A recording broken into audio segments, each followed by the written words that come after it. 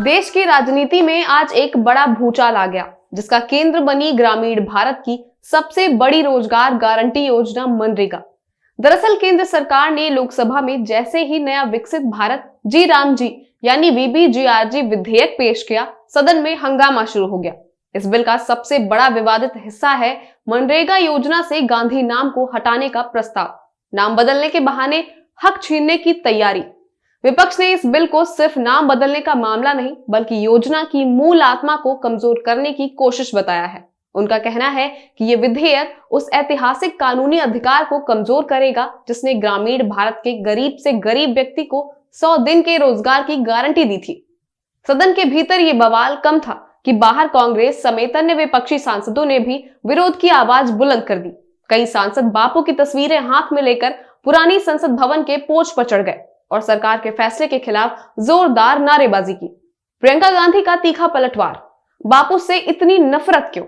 इस विरोध की अगुवाई करते हुए कांग्रेस सांसद प्रियंका गांधी वाड्रा ने संसद के बाहर एक विरोध मार्च निकाला और सरकार पर तीखे हमले किए। प्रियंका गांधी ने तंज कसते हुए कहा कि महात्मा गांधी राष्ट्रपिता हैं, तो आखिर उनके नाम से इतनी परेशानी क्यों है? उन्होंने यह आरोप लगाया कि सरकार योजना का नाम बदलने की आड़ में उसकी मूल भावना को खत्म करना चाहती है। उन्होंने ये याद दिलाया कि मनरेगा और पंचायती राज व्यवस्था का मूल उद्देश्य ही ये था कि फंड सीधे गांव तक पहुंचे और फैसले स्थानीय स्तर पर हों।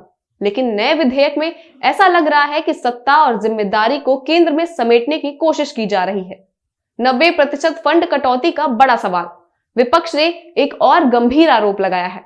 उनका कहना है कि पहले मनरेगा के कुल फंड का लगभग 90% हिस्सा केंद्र सरकार देती थी, लेकिन नए विधेयक में इस हिस्से को घटाया जा रहा है। सपा सांसद राम गोपाल यादव ने भी कड़ा विरोध जताया और इसे गांधी जी के प्रति पुरानी मानसिकता का प्रतीक बताया है। उन्होंने साफ किया कि अगर बापू के नाम से इतनी ही परेशानी है तो विपक्ष इस बिल का समर्थन नहीं कर सकता। फिलहाल ये तय है कि मनरेगा से गांधी नाम हटाने का ये मुद्दा अब सिर्फ संसद की बहस तक सीमित नहीं रहेगा।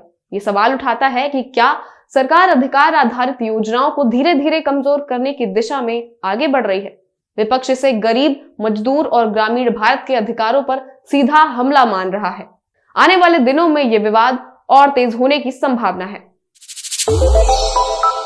श्रेष्ठ भारत पर खबरों से जुड़े रहने के लिए चैनल को सब्सक्राइब और लाइक करें, बेल आइकन दबाएं और देखते रहें श्रेष्ठ भारत।